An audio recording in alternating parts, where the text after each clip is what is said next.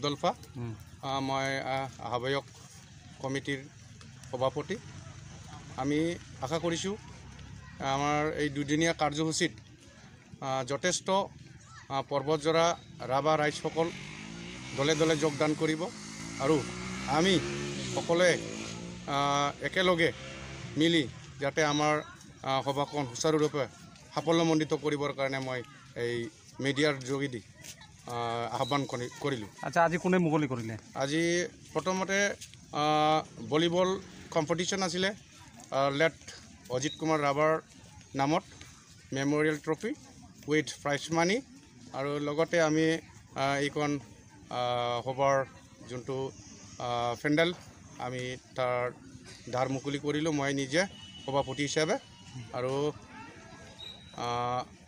বেলেগ বেলেগ এতিয়াও খেল চলি আছে আৰু চলি থাকিব গোটেই দিনজোৰা কাৰ্যসূচীৰে।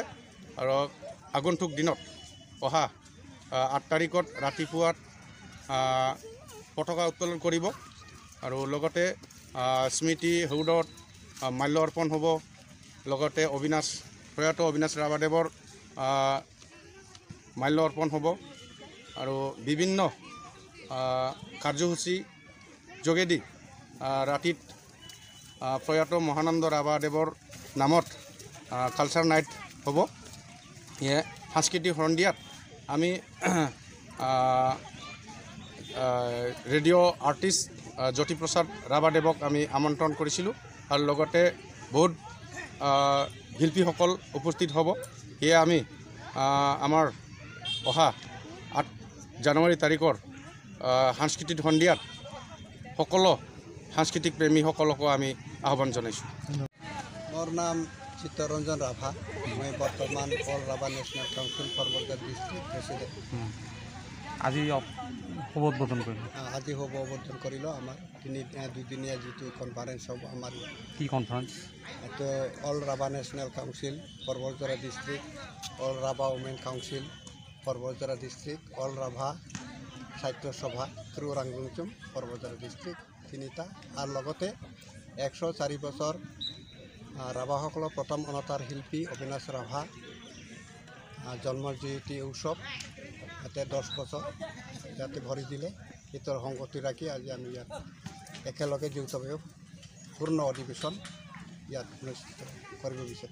দুদিনীয়া কাৰ্যসূচীৰে অনুষ্ঠিত ইয়াতে আজি আমি দুৱাৰ মুকলি কৰিলোঁ, গেট মুকলি কৰিলোঁ।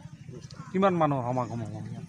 আমাৰ ইয়াত কম হ'লেও মানে 500 মান ডেলিগেট আহিব।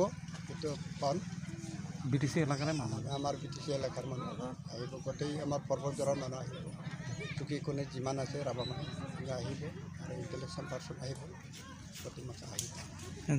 পৰিচয়টো দিব। মোৰ নাম নমিতা ৰাভা, হয়, মই